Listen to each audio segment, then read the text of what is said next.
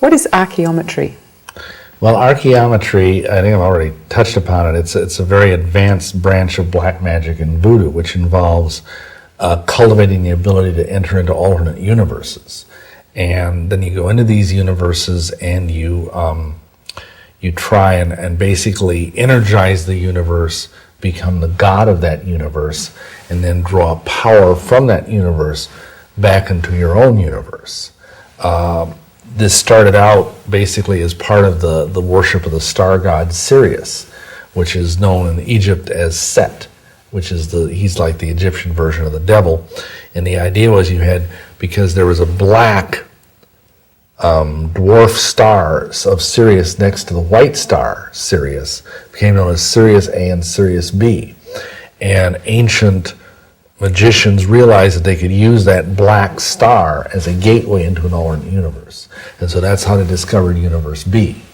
And then later on there was Universe C and D and E and et cetera, et cetera. And who knows now how many of these universes have been, so to speak, discovered.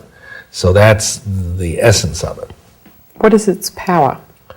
Well, first of all, it's a very advanced kind of magic which very few people can do. But if they can do it, it's a very, and again, I don't know, even that's the trouble with this sort of thing. You don't know how much of this is even demonic delusion. I mean, do you really go into another dimension?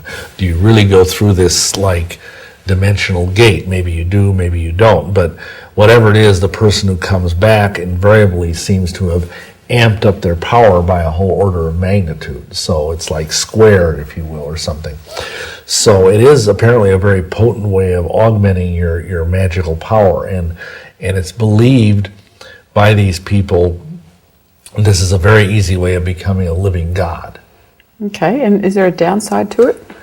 Well, yes, because whether or not this stuff is really based on a genuine thing of physics or whatever, the fact of the matter is you're doing it by demonic power. And if you're indeed entering other universes, those are universes that are populated by extremely evil beings and extremely wise, cruel beings. And they're going to take advantage of you. You might not originally perceive that, but ultimately they're going to use you for their own purposes and then spit you out like, so much used chewing tobacco, and that'll be the end of you. So I know I just have begun to work in this, and it was a very terrifying experience to go through that dimensional doorway, and I really, thankfully I kind of was drawn back out of it, partly by my wife and partly by the Almighty Yahweh, before I could get too badly burnt by it. Do you know of any connections between Walt Disney and the dark side? Well, there again, that's a real mind-blowing question, because most people think of Walt Disney and happy little cartoons, family amusement park. But actually, from the very beginning, Walt Disney was funded by people of the black nobility, the Venetian black nobility, and a lot of basically he was set up to essentially rewrite the fairy tales of Western Europe and make them less Christian and more occultic. And really, if you look at the fruit, if you will, of the Disney empire, and in both Disneyland and Disney World and the other places, all of this stuff is very heavily rooted in the occult. The other problem with it is that there's very reliable reports that in the 30s Disney was using drugs. He was involved with very powerful psychedelic drugs, which of course can open the door to the demonic realm. And that's why there's a lot of subtle things in his movies that point kids toward drug addiction.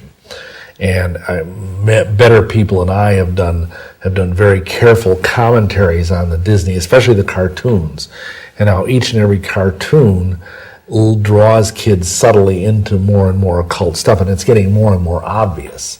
Originally it was very subtle, but I can even remember, my favorite Disney film was Fantasia.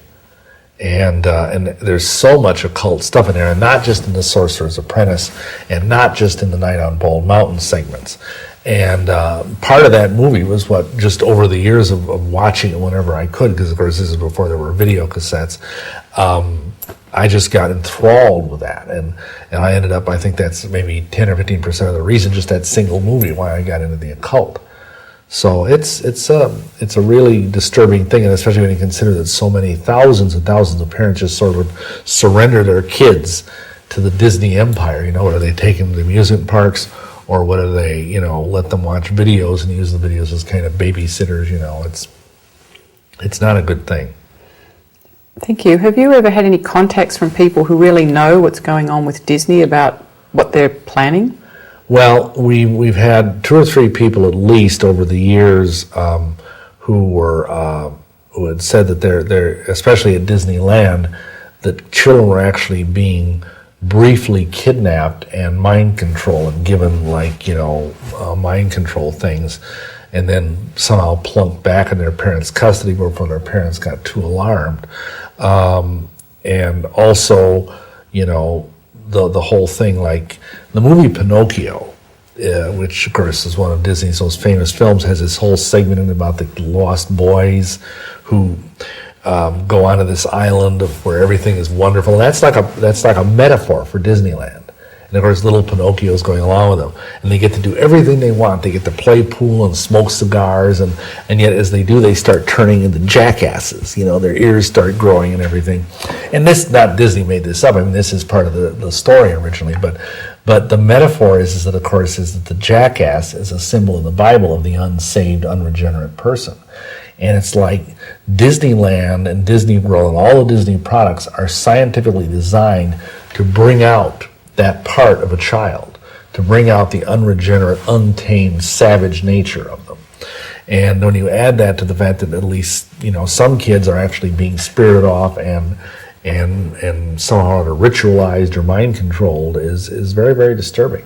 When you say they're scientifically designed, what do you mean by that? Well, I mean, that all of the different, first of all, of course, the parks teach evolution.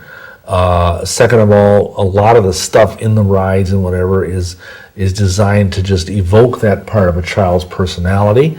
And in terms of the movies and everything, the videos, they teach values which are subtly anti-Christian, and thereby they're doing things. They're teaching the kids values that will cause them to move in the direction of being, if you will, wild donkeys instead of being good little Christian boys and girls. Now, maybe the use of the word scientific is a little bit extreme, but still, I read, there are people on the web, there are very serious Christian researchers that just line upon line have dissected movies like The Little Mermaid and The Beauty and the Beast and The Lion King and, all of the Black Cauldron, all of these classic Disney cartoons are just full of this stuff. And if a child is exposed to it without the parents sitting there and saying, oh, well, that's not really true or that's not right or whatever, then they're going to end up being a little pagan before they're 10 years old. Okay, thank you. Please tell us the story about the child that came to you who was having problems since the parents had taken them to Disneyland. Well, yeah, this one little boy was brought to us by his folks when we were ministering in Deliverance, and they'd taken him to Disneyland because we were all up in the Pacific Northwest, and so it was closer for them. And essentially, the child started having all of these acting out episodes after going to Disneyland, even though he told everybody he loved it, But he had all these, bizarre dreams, and he would talk about, being in the red room and being in the blue room and being made to do icky things and stuff like that. And it was all coming out in nightmares. And they said, well, it sounds like this is some sort of weird kind of satanic thing or other.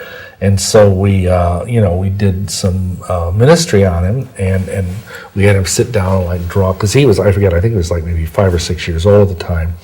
And we had to draw pictures, and it turned out that he was led through it's so strange, a maze that perfectly mimicked the fallen tree, the clyphotic tree of the back, what's called the night side of Eden, the clyphotic tree of life, and that all the colors matched and everything, and they were leading him through these things, and he was describing things that a 5-year-old child, whatever age he was, would have no way of knowing about the back side of the tree, the tunnels of Typhon and everything. And he was describing people, like putting things in his, private areas and all this would lead me to believe.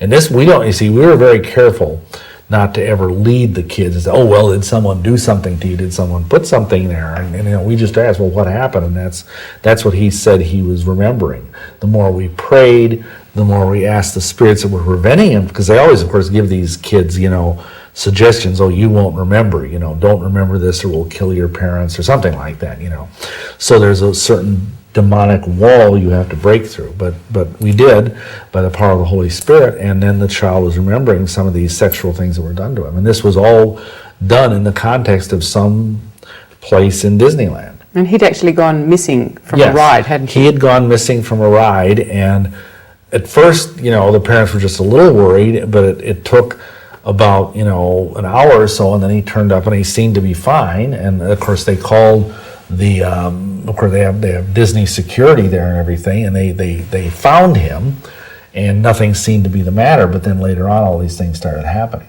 So I don't know. I mean, it's really sad when something like that, which is basically a national monument to childhood, and it's being used for evil purposes. But I really think that's what's going on. Is there anything more you can say about this whole Disney thing? Well, a lot of the people might say, well, where do you get all this information about the background of Disney himself? And a lot of it was some really groundbreaking research that was done by an acquaintance of mine who was a very serious scholar. And he just made a point to really dig into this. And he has done an amazing amount of work.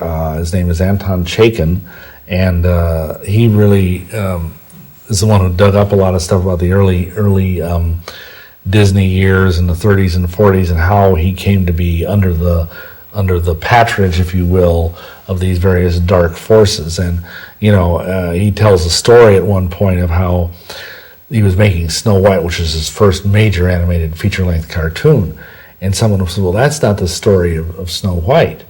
And he said, when I get done with kids, they won't care what the real story of Snow White is. I'm going to change fairy tales so that people will not even recognize them anymore. And that's basically what he did. And I mean, I don't know if this fellow's actually put his stuff into print, but I do know it was copiously footnoted, the manuscript and stuff that I was able to see, and it fits with, as I said, the personal experiences I have. And then, of course, the other thing is that, it's obvious Disney is not very family friendly, quote unquote, when they're having this big gay appreciation day down there and having all sorts of ungodly things go on, and inviting every homosexual under the sun down to Disney World to celebrate and to do whatever ungodly things they might be doing. So it's really, if I had a child, I would not let him anywhere near anything by Disney or let him near any of the theme parks. What is a vampire? Well, a vampire, let me give you the classical definition, and then I'll give you the real definition. Classically, a vampire is a walking corpse that sleeps by day in a coffin or some other secluded place out of the sunlight, and then rises, and at night it subsists by drinking the blood of the living. And this is an almost universal legend in just about every culture on earth, from China to Greece to even, South and North American Indians have some version of this. Now, what the reality of it is that a vampire is a member of an actual cult.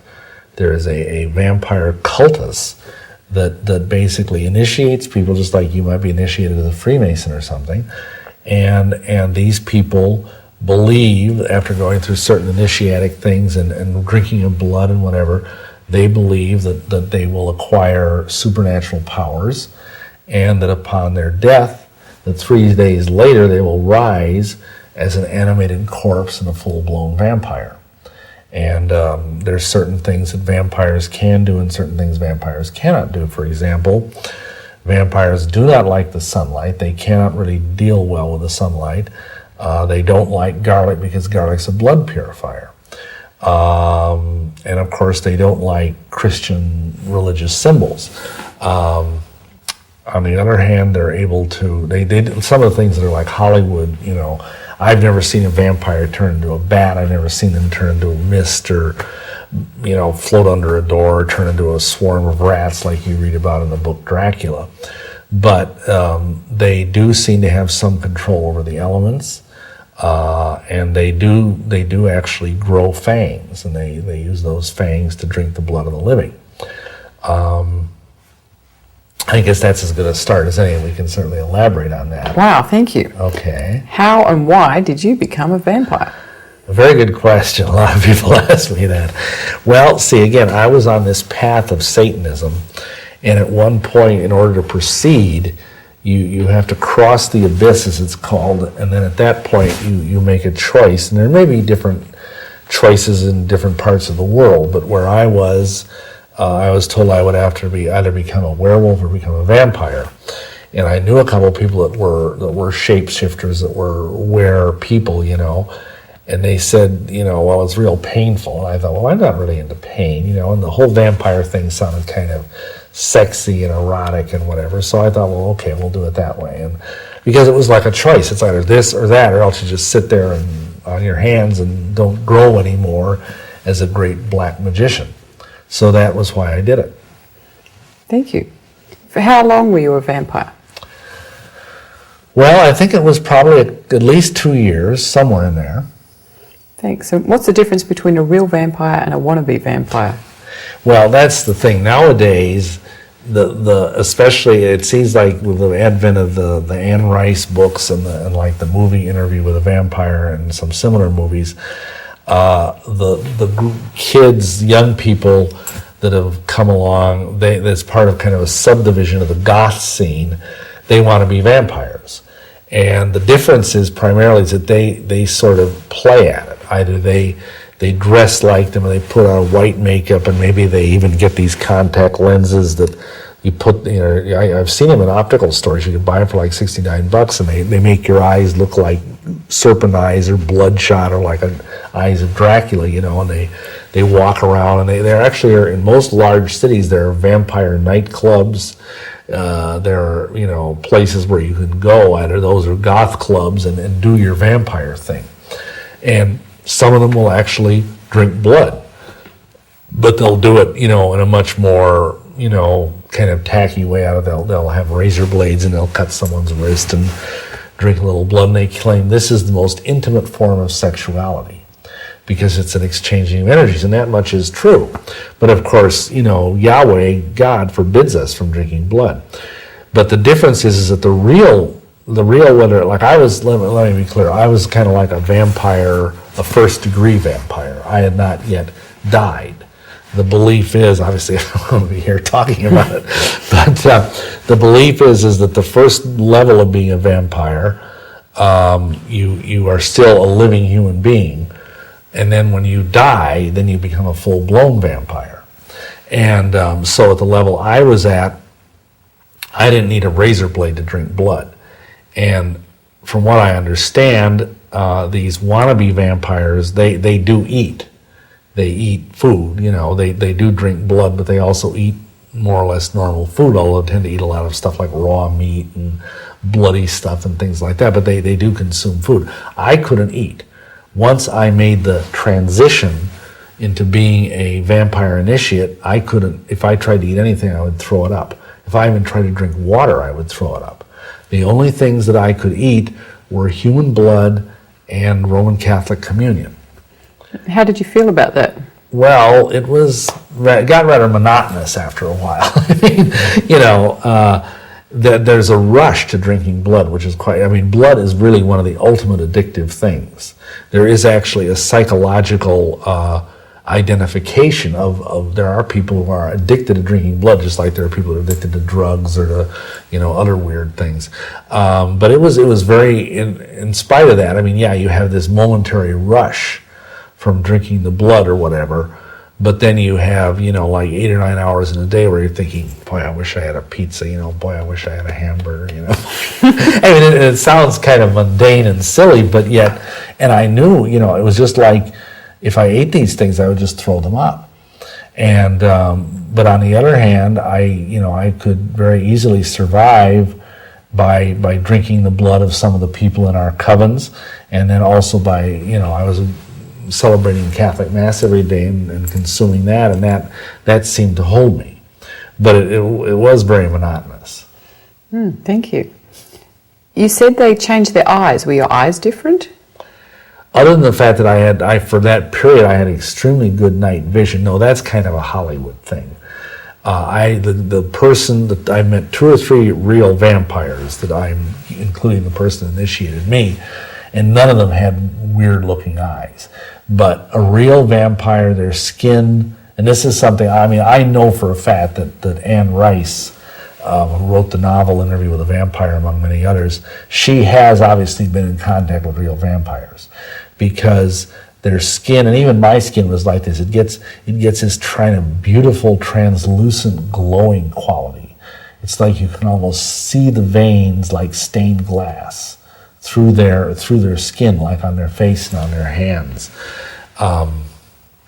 But I'm sorry, I forgot where I was going with it. What your eyes look like? Oh no, my eyes look reasonably normal, other than the fact that they would just totally expand like at night. I could see in total darkness, which was good because I was sleeping in a coffin, which was totally dark. There's no light inside of a coffin. Wow. When you said that Catholic communion kept you alive, what did you mean by that? Well, see, in the Catholic faith, it is doctrine that in the wafer or in the blood and the cup of wine, that contains the entire body, blood, soul, and divinity of Jesus Christ. So in my case, because I was a priest, I got to drink both from the cup and then eat the wafer. But it wouldn't have mattered. Either way, I was actually consuming an entire body of a human adult 33-year-old male, according to Catholic doctrine. So the idea is that was enough blood, quote unquote, to keep me alive. Now, just let's back off from this one step and think, how strange is this that, there's enough demonic power in Roman Catholic communion to keep a vampire alive. The implications, I would think, for the average Catholic who's, going to communion every Sunday should be rather staggering, I would think. Because I was this vampire who had, totally given himself over to the devil, and I was celebrating Catholic Mass every day. So in a whole day, say how many wafers could you live I off? ate one. You could live a whole day off one little wafer, which has got probably half a calorie. Yeah, plus the wine. And how many, you could go forever on just one wafer a day? No. You needed the wine as well? I needed the blood. Right. Human blood. Right, and how often would you need the human blood? Oh, every other day or so. Mm-hmm. But the need grew. See, like any addiction, you keep needing a little more and a little more and a little more. So at first, maybe twice a week was enough.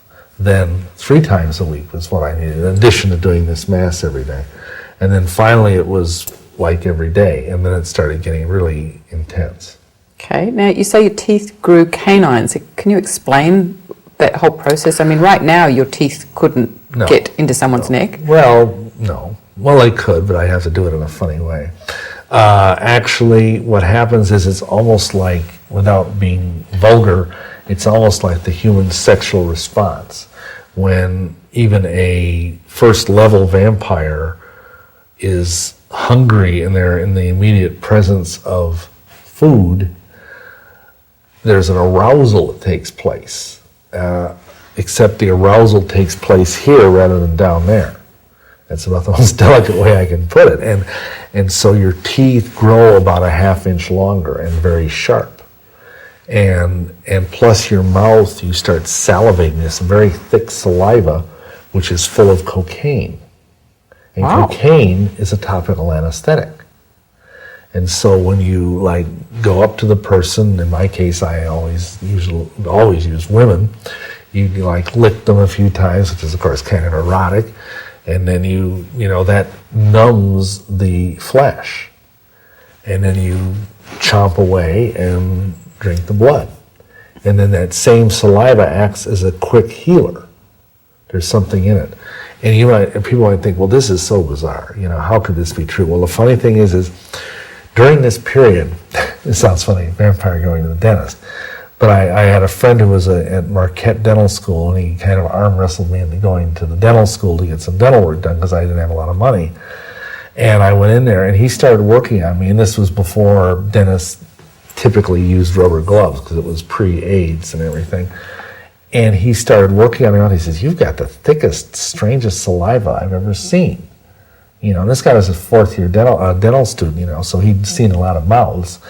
And all of a sudden, he started dropping everything. And he says, "My fingers are getting numb." And he couldn't figure out why this was. And he says, "It's like someone put Novocaine on my fingers." And so he had to back off and sit there for like 10 or 15 minutes. And then he put on, you know, the typical rubber gloves. And then he finished working on my teeth. Wow. So there is something, you know, because I don't know if people know this, but all the different things, the Procaine, Novocaine, that are used by dentists are actually all chemical analogs of the original cocaine. Wow. So, What kind of appetite did you have? well, you mean for blood? Well, for everything. Well, I had an appetite for the usual things people have appetites for, but I mean, if I actually put something in my mouth, it would just make me nauseous. So I was more or less forced to not be able to eat anything except blood. But I would wake up in the morning, in the night, you know, because I'd sleep all day, and I'd be pretty darn hungry. And there's not a cup of blood in the fridge, is there? Well, not usually, no. But what I would do is I would get up and right away I would celebrate a Mass. Mm-hmm. And then, which is unusual because you're not normally supposed to say, except on rare occasions, a Catholic Mass after sunset. But this was obviously a special circumstance. And then typically one of the girls that was in the coven with us would drop by and I'd, you know, bite her neck. Thank you. So what did you have to actually do to become a vampire? Well, that's a pretty long process, but you start taking certain specialized herbs, which I'm not going to name because I don't want anybody messing with this, and also large doses of B vitamins, oddly enough. And plus you start cultivating as a meditative practice the idea of being what's called a psychic vampire. You start learning how to suck energy out of people. And this went on for a few months, and I got real good at that. I mean, did people get pretty tired around you? I was a very well-mannered vampire. I usually sucked it out of strangers. Like I'd sit on a bus or something, and I'd sit there, and I could actually draw energy out of people that were sitting around me, standing around me, whatever. And at that time, I was given a special ring which would facilitate that process. It was a special onyx ring, very large black stone that I could sort of use as a focal point for my meditative practice when I was away from my house. Then the next stage was I was given increasing doses of cocaine. And cocaine, as you know, is very addictive. And it's also rather dangerous. You can very easily take so much you get tachycardia or even give yourself a stroke or a heart attack. But very quickly, because of the previous things I'd taken, I worked myself to where I was taking rather large amounts of cocaine. And this, again, over a period of weeks. And plus, I started doing what's called a special Nosferatic Mass. See, the word Nosferatu is Romanian, I think, for undead. And so we referred to this whole current as the Nosferatic current of magic. When you say current, we mean like a sort of a line of power. And like there would be a Wiccan current, or there'd be a voodoo current, or a Crowley current. Well, this was the Nosferatic current. And this actually involved calling, instead of like doing a Mass where you know, in the Catholic theology, supposedly you draw in Jesus Christ into the bread and wine. Well, this was a Mass where you drew in the body, blood, soul, and divinity of Vlad Tepes, who's the real person upon which the Dracula novel was based. He was actually a 15th century Wallachian nobleman, and which is part of Transylvania, you know, the old "This is Transylvania," that kind of thing. So we would do this Mass, and then I would consume the sacramental elements, and that would start to transform me from within. And so I could take increasing amounts of cocaine. And of course, there's a lot of anxiety involved in this too, because I could feel there were changes taking place within me, actual chemical changes, and in fact, my blood type changed. The Rh factor in my blood type changed between before vampire and after vampire. From what to what? I can't remember. I think it used to be O positive, and now it's O negative. And it's still O negative. Oh. Yes. And then finally, one night I think I had like 50 lines of cocaine, which is a huge amount of cocaine, and I was. Would that normally kill someone? Yeah. Right. Yeah. Well, that was sort of where we were going, wasn't it? Right. And as I was doing this, all of a sudden, my master, if you will, the master vampire who initiated me, came into the room. And I was totally not expecting it, because this is in our home. We had a chapel in our home, as I said earlier. And I wasn't even ready for this. And he says, well, it's time, And he came over and bit me in the neck.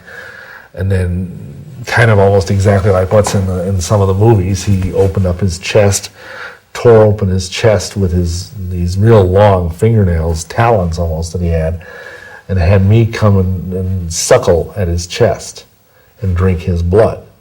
And by doing so, and then he said just again, kind of like in the Catholic Church when you're ordained a priest, they place hands on your head and there's certain magical words that are said, and then poof, you're a priest. Well, as I was doing this, he put his hands on my head, and something happened in me. And at that moment, the vampire, if you will, virus, although it's more than a virus, it's both a spiritual thing and a physiological thing, was passed into me.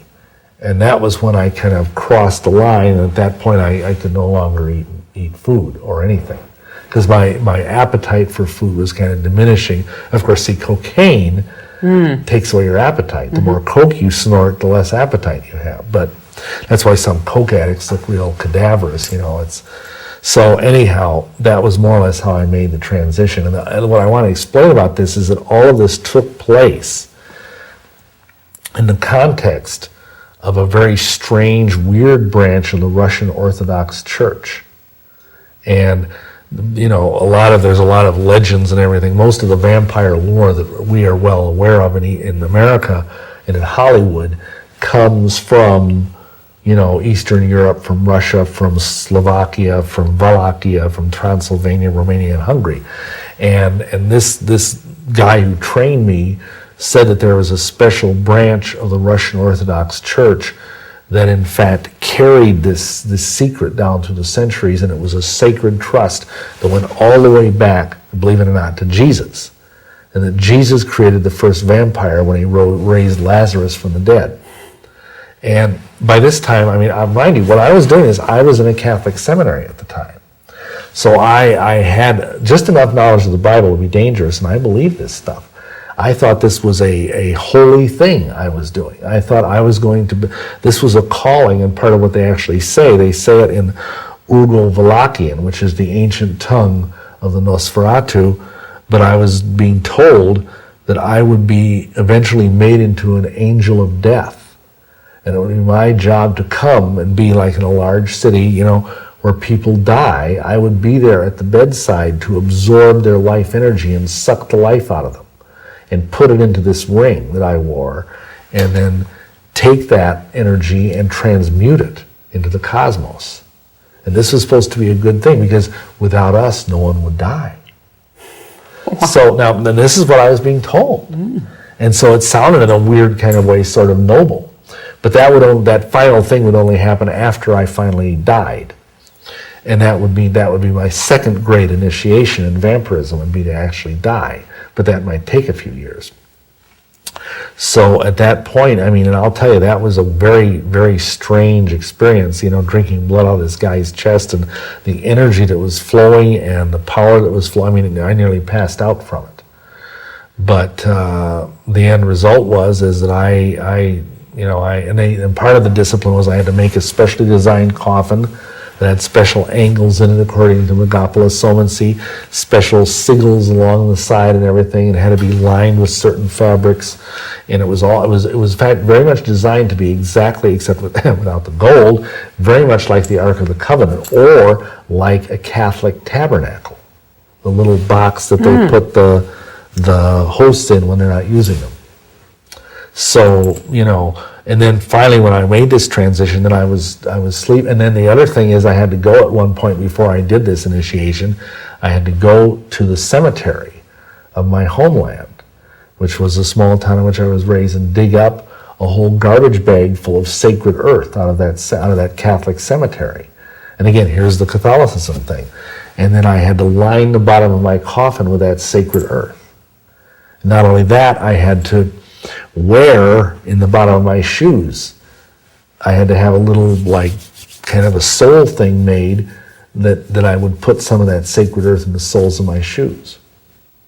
So everywhere I went, strange. I would have the sacred earth of my homeland in and around me. All the time? Mm-hmm. Wasn't that uncomfortable? Hey, you suffer for your art. You're obviously a very kind, caring person, and you still wanted to be kind and caring. Yes. How did you feel when they told you had to go be a psychic vampire and make people on buses tired? Well, at the time, again, you see, my policy, and you're right, I was a very nice vampire in the sense that I would never take either too much blood or too much energy from any one person. I move around the bus, or I'd go somewhere where there are a lot of people, and if you take so many things from 20 people, I don't know how to quantify this, so many volts, if you will, you take 5 volts from 20 people, you've got 100 volts. And all they needed to know is that I was able to do it. It was like a transitional step towards the more serious, disciplines. Did you ever take blood from people unwillingly? I was getting there fast. The implicit agreement I had with all these women in the covenant were kind of my personal wine cellar, was that I would never take too much blood from them. And that was obvious because none of them wanted to die, And a couple times as this progressed, I got to the point that I would drink more blood than the woman could stand, and she'd start writhing around, and even one passed out, from lack of blood. And fortunately, my wife was trained as, a lot of nursing in her background, and so she was able to kind of help. But I never, that I know of, I had nightmares where I think I might have done stuff, but I don't know it consciously, where I might have gone out in the night, and I was having fantasies about doing this, because the only job I could have was I had a third shift job putting papers in the boxes for the nighttime newspaper. And so I'd be driving the streets, and I'd see the occasional prostitute or the occasional street person wandering down North Avenue in Milwaukee, all alone. And it was, my hands were like white knuckling on the steering wheel, of this truck I was in. I was trying to fight, not just going over there and ripping their throats out, because after a while, even having one tap, if you will, of blood a night wasn't enough. You were hungry a lot of the time? Oh, yes. The hunger is the worst part. You're almost always a little hungry. And as the day, or as the night progresses, you get more and more hungry. And I would even, sometimes I get so bad, I do 2 or 3 masses in one day in desperation rather than go out and kill someone, And did they tell you be hungry before they invited you to become a vampire? No. They didn't tell me about a lot of stuff, but that's the way the devil works. He never tells you the downside of the things you get into. He just, it's going to be great. All these women will be throwing themselves at you. You'll have all this power, because, see, the concept is that for every person's blood you drink, you permanently get that much stronger. And if you actually drain the entire body of a man or a woman, you get all of their strength permanently. And did you get stronger? I got a little stronger, yeah. But not what you were promised? No. But again, I was being so fastidious about it. I probably never drank more than a cup of blood from a human being. So that's, At a time. At a time, Right. yeah. So that's not really a lot of blood, and that's not a lot of power, so. Thank you. Now, this story that a vampire dies and then rises from the dead, is that true? I frankly rather doubt it, but that's what I was told. And of course, there's no way to tell. Like the guy that initiated me, he claimed that he was in fact 150 years old. and he didn't look a day over 40. And did he have a birth certificate to prove that, or? No, Right. no. But he, for all I know back then, because he was actually Hungarian, and maybe they don't even have birth certificates in Hungary back in the end of the 1700s. So, because he said he was born around the turn of the 19th century. Okay. Have you ever heard of murder cases that might have been caused by a vampire? Well, since getting born again, I have friends who call me and tell me like they've had contact with police officers, especially out west, especially in San Francisco and LA, where frequently homeless people are turning up with holes in their necks and no blood in their bodies, and they keep it quiet because they don't want to cause a panic. That's the usual police. Because the police don't have, they think inside of a box, and they don't have they can't, vampire, they don't really, it's not even a crime.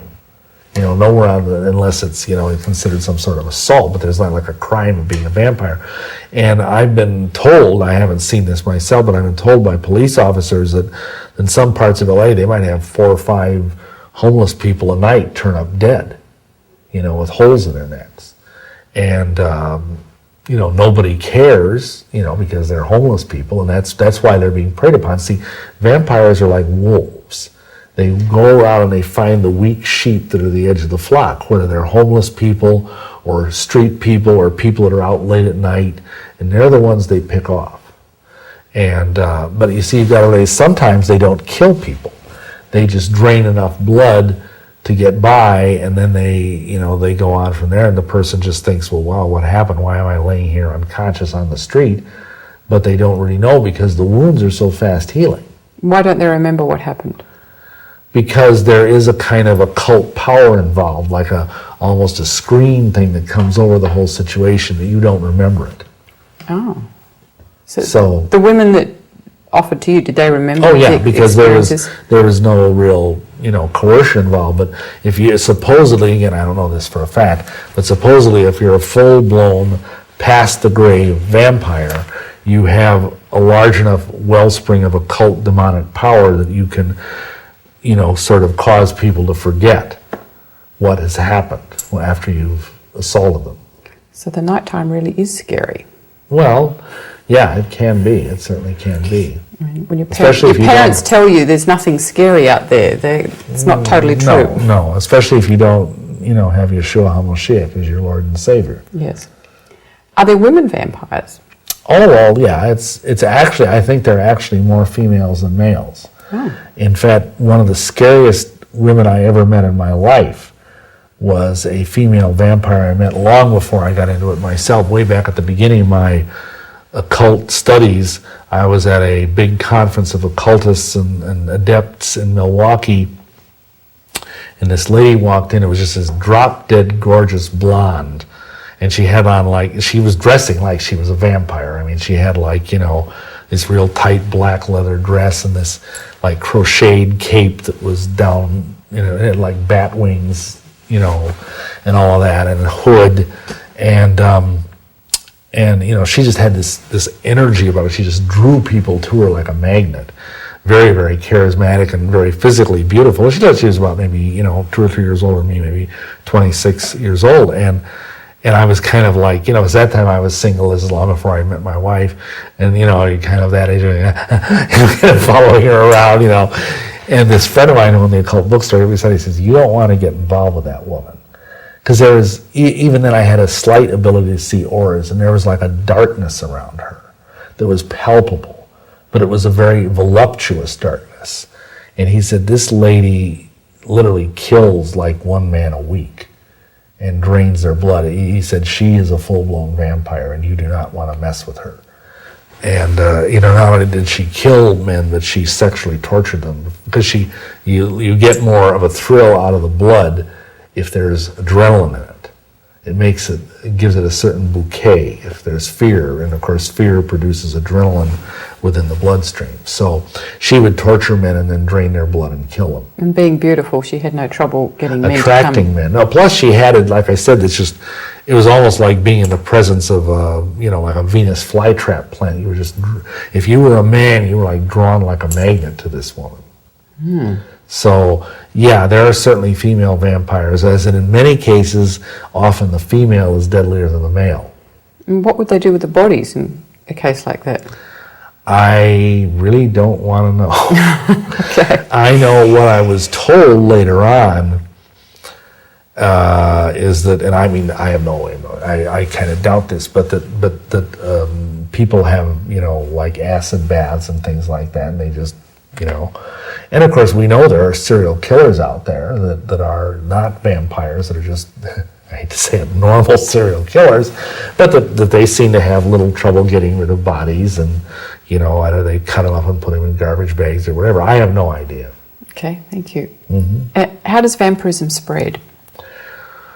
Well, it spreads like any other cult through initiation, and also by contagion.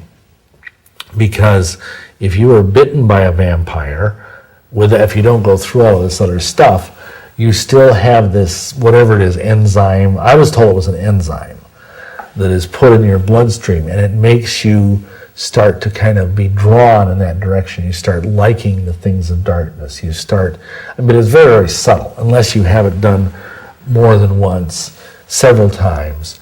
It's not anything you'd ever notice, but you just start maybe all of a sudden you liking horror movies more, or maybe all of a sudden you find you're getting more of a taste for raw meat, like cannibal sandwiches or steak tartare or something or other. And it's very, very subtle, but eventually a lot of these people will end up getting into the goth scene, going to these vampire clubs and so on, and they might very well be drawn into a more serious vampiric relationship. So that's, I think, how they get their converts, is they attack people and the person doesn't even know they've been tapped, so to speak, and then a year or so later they are drawn into the vampire scene. I see. How many other people did you know who were real vampires? Well, I think I'd say there's about 3 other people I knew that were, supposedly full-blown vampires, and then there was one other guy I knew who was a vampire in training. Okay, and how many vampires do you think there might be in America? In terms of, I don't know. I mean, first of all, I want to clarify that I have no way of knowing. I don't even know if I believe that these real vampires are actually animated corpses. I don't honestly think. But what about people like you? I'll count. Well, I would have no way of knowing. I would guess probably not many. I would think maybe a few thousand in the whole country. But again, this thing has really spread. I mean, when I was into this, none of this goth culture even existed. Now it's very fashionable. You can actually find internet sites, First Church of the Vampire, or the Vampire Church, or whatever, and it's between that and the movies and the books and all of that, it's become very, very popular. So it could even be 10 times that amount. And how did you like being a vampire? Well, I would describe it the way I've heard many addicts of many descriptions describe their addiction. I would say it's like, 2 or 3 minutes of unbelievable ecstasy, followed by 24 hours of absolute hell. And you hadn't got into the full-blown stuff, so that was just the beginning. No, because you have this hunger all the time, and then when you're in this kind of in-between stage, it's both a hunger for normal food and a hunger for blood, and it never really goes away. And that in itself is bad enough, but then towards the end, I was just being tormented. I started having a bloodlust where I wanted to go out and really kill people against their will, as if anybody wanted to be killed with their will. I wanted to tear people's throats out. I wanted to rip people to shreds, literally. And it was all I could do, just mainly my love for my wife Sharon, and the fact that I knew that if I did something like that, it would probably ruin our life, ruin our marriage, because I think of taking a human life. So, but it was awful. It was like being an addict circling the drain and not being able to really get out of it. Yeah. So, and how did that consume your thoughts? Oh yeah, pretty much. I mean, oddly enough, the only way I was able to deal with it was by writing. I wrote some very awful novels that were like occult novels that were very, very evil, and I kind of used that as a sort of therapeutic way of getting rid of some of my ha-ha-ha demons. But even that wasn't working for long. I mean, I knew sooner or later I was well on my way to committing a very nasty homicidal act. Right. And then, I mean, even for evil people, they've got to worry about going to jail. Oh, sure. Okay, were there other disadvantages to being a vampire? Well, of course, all this happened before the AIDS thing, but I'm sure that would have been an issue. I mean, I think even when I was doing this, there were at that time some people running around with AIDS. It just wasn't, well known yet. But not ever be able to go out in the sunlight, not ever to be able to sleep with your wife because you're sleeping in a coffin. I mean, you try sleeping in a coffin for a couple of years and see how you like it. I mean, it's not a lot of fun. And yet, I was deceived into this. I was told it would be this, I'd be like a walking god upon the earth. And actually, most of the time I felt rather miserable. Okay, were there any other disadvantages to being a vampire? Well, other than the fact that I was probably as lost as a golf ball in a wheat field and going to hell, I can't think of any offhand. Okay, thank you. And has it affected you physically in any way since then? Well, yeah. I mean, when I came out of it, I have a very delicate digestive system. I still have trouble digesting food. I still have issues with things I'd rather not discuss of a personal nature, but in terms of physical problems, physical weaknesses. Really, it to a degree, it ravaged me. And I know that Yeshua is gradually healing me of some of those things, but oddly enough, now I have very bad night vision. It's only very recently been getting better again. And of course, there's always this little itch in the corner of your mind to go and drink blood, just like any addict. It's always there kind of in the back of your mind waiting on a street corner, but it isn't even an issue anymore, but I'm aware of it, but I never do it. Because it's now been, let me think, going on 20 years. So, I've, to use the Alcoholics Anonymous term, I've been clean and sober from vampirism for 20 years. But it's an awful thing to have in your memory, and an awful thing to have on your back, because the imagery, the nightmares, everything, it's horrible. Thank you. Why did you only go out at nighttime? Well, because really the sunlight was very harmful to me. I could, if I wore long sleeves and gloves and a wide brimmed hat and dark glasses, I could go out in the daylight. But if I remember one time I inadvertently exposed my hand to the sunlight, and within 30 seconds there were blisters on my hand. So, and that's because the sunlight just is very detrimental to the physiology of someone who's moving into that realm. Thank you. How do you kill a vampire? Well, in the lore is, of course, anybody could have killed me. Because I was still a more or less normal human being. But the lore says that you either, have to drive a stake through their heart and then cut off their head and fill their mouth with garlic, which of course will do a pretty good job of killing a normal human being too. Or by fire, if you burn them up to a crisp, that usually does it. Or if you get them out into the full sunlight and force them to stay there for a minute or two, they'll usually, the lore is that will kill them. And I could believe it just from what the sunlight felt like to me, because I know if I'd have left, it was almost like a very, very bad sunburn. And if I'd have left mine out there, I probably would have had second-degree burns within a minute or two. Wow. So, but again, I'm not really sure any of this stuff is true. This is stuff that I've just been told. I don't know any of it by first-hand knowledge. Except for what it did to your hands. What it did to my hand, yes. Thank you.